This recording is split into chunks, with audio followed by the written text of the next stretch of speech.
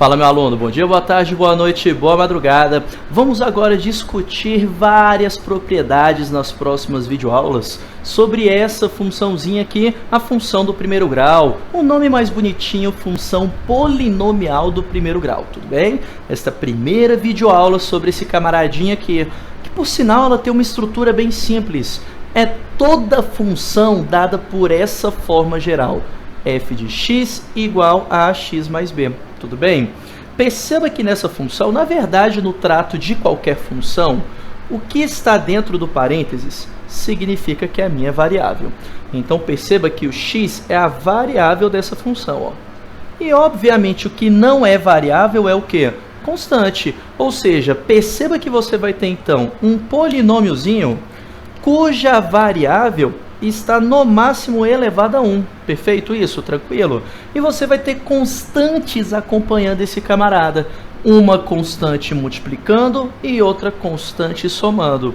Agora eu peguei e coloquei esse miarado veio de coisa esquisita aqui. Vamos lá. Vamos tentar entender todas essas informações. Primeiro eu coloquei o seguinte. A, B pertence aos reais. Eu estou falando para você que tanto essa constante A quanto essa constante B, elas podem ser qualquer valor numérico. Tanto a constante A quanto a constante B, elas podem assumir qualquer valor numérico, com exceção de A. Porque o Azinho, ele pode sim ser qualquer valor numérico, com exceção do zero, ou seja, qualquer valor que seja diferente de zero. Até porque, vamos lá, é fácil pensar. Se o A for exatamente igual a zero, se o A for zero, quanto que é zero vezes qualquer coisa? Zero. Eu vou ter uma função f de x igual a b, ou seja, a minha função deixa de ser função do primeiro grau e passa a ser uma função que eu chamo de constante. Beleza essa ideia? Tranquilo isso? Então, toda vez que você vê essa estrutura aqui, isso equivale a uma função do primeiro grau. Agora, confere isso aqui comigo. Ó. Vamos lá. Se eu tiver uma função nesse formato, f de x igual a 3x mais 2. Isso vai ser uma função do primeiro grau? Vai, com certeza. Olha aqui, ó, está elevado a 1 e tudo mais. Mas e se eu tiver isso daqui? 3 mais 2x. Aí, Pedrinho, não está muito igual não, você só trocou a ordem. Beleza, independente de ter trocado ou não a ordem, aqui vai continuar sendo uma função do primeiro grau, porque o maior valor que aparece aqui para a gente equivale a 1, tudo bem? Agora, isso daqui pode ser uma função do primeiro grau? Pode também. É uma função onde a gente só tem o termo A. Como não tem o termo B, é porque ele vale zero. Tudo bem? Beleza isso? Então veja que essas três estruturas que eu escrevi aqui, todas elas correspondem à função do primeiro grau. E a gente pode ir mais além. Ó. Eu posso ter isso daqui, raiz de 3x mais 1 sobre 2. Ué, Pedrinho, beleza, você tem um cara vezes o x mais outro cara. A estrutura está igual. Você falou que o A e o B pode ser qualquer tipo de valor numérico, então perfeito, você já pegou as manhas. Para fechar, eu posso ter isso aqui, menos raiz de 3x mais meio? Pode também, Pedrinho, porque aqui esses caras também podem assumir valores negativos. Beleza, show de bola. E toda vez que você vê a estrutura dessas que eu coloquei aqui para vocês, sempre você vai ter uma funçãozinha do primeiro grau. Agora, quais características assumem a função do primeiro grau? A primeira delas é o comportamento. O comportamento de uma função do primeiro grau é sempre o quê?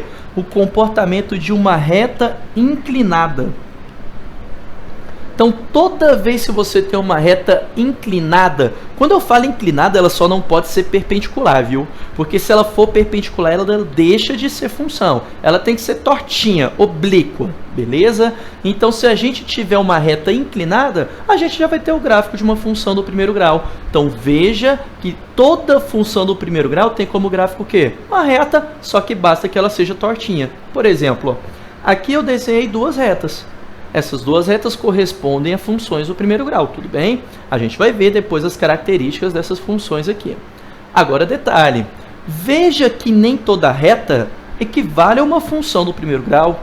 Afinal, se eu tiver uma reta horizontal, essa reta horizontal não corresponde a uma função do primeiro grau, ela corresponde a uma função que eu chamo de constante. Ou seja, eu vou ter uma função da forma f de x igual a um número. Tudo bem essa ideia? Então, toda vez que você tem uma função f de x igual a um valor numérico, eu chamo de função constante. E olha como faz sentido. Vamos dizer que essa função aqui é a função f de x igual a 3. Função, a ideia não é pensar em substituir?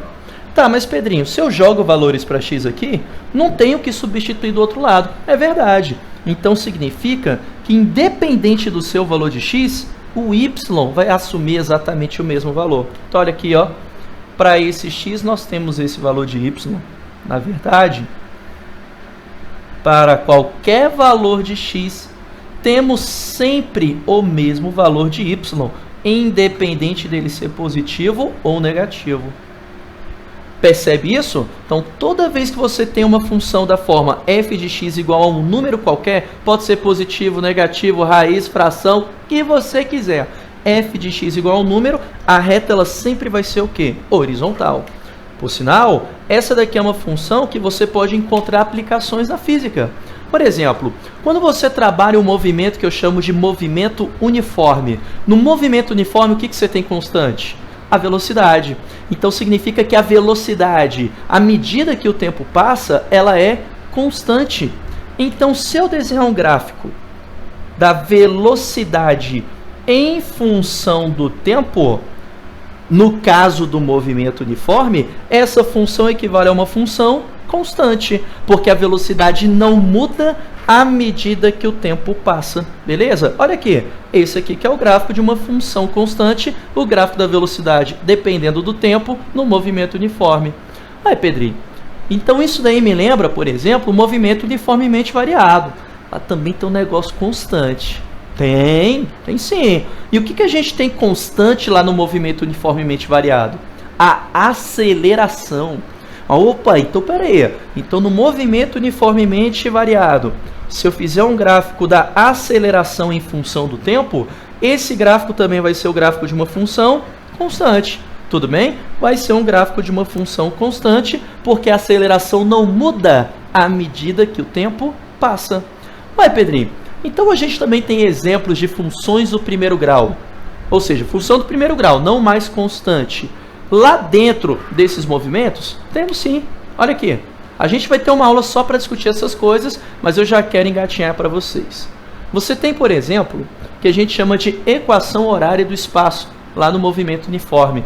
Ele é dado dessa forma. S igual a S0 mais V0t.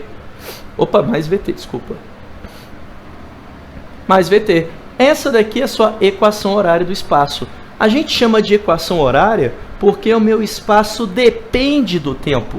Então, veja a estrutura que a gente tem ali. Se não é bem parecida com o que fizemos aqui. Tudo que está dentro do parênteses é variável. Olha, então a minha variável é o t. E, obviamente, o que não é variável é o quê? Constante. Olha aqui. O v está fazendo o papel do a, porque está grudado na variável, e o S0 está fazendo o papel do b, porque é o termo que está independente constante. Isso no movimento uniforme. E no movimento uniformemente variado? Qual camarada vai ter o comportamento de uma função do primeiro grau? A equação horária da velocidade. A equação horária da velocidade é dada por isso daqui. V igual a V0 mais AT. Beleza? Aquelas formulinhas que você conhece aqui, tanto de nomezinho, né? Fórmula do sorvete, ou então sentado, mas vendo televisão. Aqui é do vi vovó atrás do toco, né? Tem esse trem, vi vovó atrás do troco. Então, essa equação horária da velocidade aqui, ela vai ser dada pelo quê? Perceba que por chamar de equação horária, é porque a velocidade depende do instante, depende do tempo. Então, significa que o tempo que é o que está dentro do parêntese é a variável. E, logicamente, o que não é variável é constante. Olha! Então, o Azinho faz o papel desse Azinho que aparece para mim, e o Bzinho faz o papel desse V0, que é esse termo independente. Então, veja que o que temos aqui é o que ocorre aqui no movimento uniforme e aqui no movimento uniformemente variado. Tudo bem? Então é interessante a gente saber isso daqui para comportamentos de gráfico, porque vira e mexe pode aparecer algo disso dentro da sua prova. Beleza. Agora, vamos estudar esses coeficientes que aparecem aqui para a gente. tanto esse coeficiente A quanto esse coeficiente B. Começando com o camarada, o Azinho, o que está grudado na variável no x. Esse cara é o que eu chamo de coeficiente, o quê? Angular. Coeficiente angular. Esse cara ele vai estar determinando a inclinação da minha reta, tudo bem? Ou seja, ele vai estar determinando se a minha reta está inclinada de forma crescente ou inclinada de forma decrescente, beleza? E além disso, ele vai estar determinando até o quê? O grau de inclinação dessa reta. Por exemplo, se eu tenho um coeficiente angular muito grande, ela vai estar mais inclinada. Agora, se eu tenho um coeficiente angular pequenininho, ela vai estar o quê? Menos inclinada. Então, quanto maior o coeficiente angular, maior a inclinação. Veja também que além dele representar a inclinação da reta, ou seja, a tangente deste ângulo que aparece aqui para a gente, que foi o que eu defini aqui para vocês. Então, sempre que você calcula a tangente deste ângulo aqui, que a sua reta forma com o eixo horizontal, você vai estar encontrando o valor do coeficiente angular. Da mesma forma desse lado, olha. Calculou a tangente do ângulo que essa reta forma com a horizontal, você sempre vai ter o valor do coeficiente angular. Veja também que eu defino esse coeficiente angular como sendo a taxa de variação. Pedrinho, é essa de taxa de variação. A taxa de variação ela representa o seguinte, ela representa o quanto a sua função aumenta ou diminui para cada uma unidade que você anda no x. Tudo bem? Por exemplo, se eu tenho essa função aqui, f de x igual a 2x menos 4.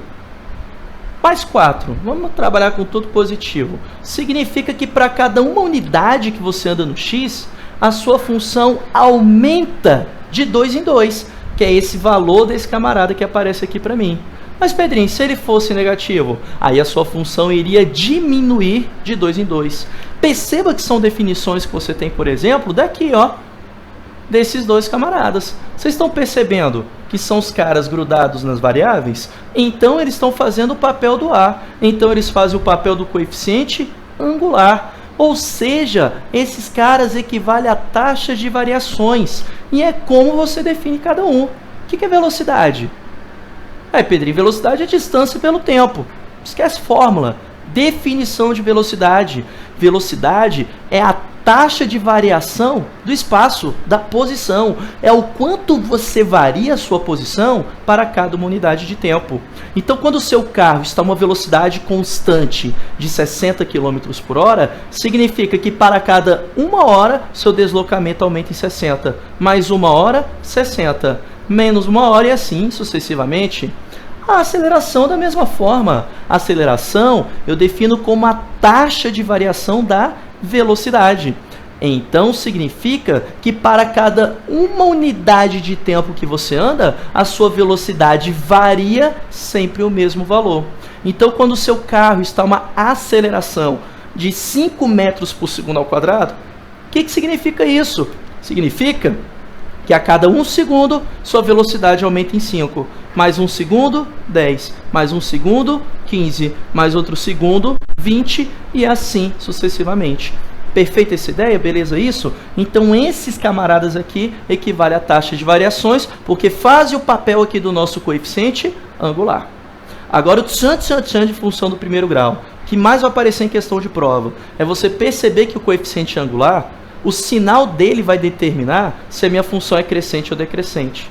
Veja que aqui eu tenho um A maior que zero, significa que ele é positivo. Ou seja, sempre que o A é positivo, a função é crescente, ela é inclinada para a direita e para cima. Agora, se a gente tem um A negativo, a minha função vai ser o quê? Decrescente, ou seja, ela é inclinada para baixo, para a direita. Então, ela cresce nesse sentido para cima, no caso do negativo, cresce nesse sentido para baixo, beleza? Então, lembre-se disso, A positivo, função crescente, A negativo, função decrescente, beleza? Esquece desse trem não. Galera, então isso daqui é a nossa introdução de função do primeiro grau. Mas, Pedrinho, tá faltando você falar do B. Beleza, a gente tem que falar do B e tem que falar mais outras propriedades, mas não mais nessa videoaula, a partir da próxima. Valeu, meu amigo, forte abraço.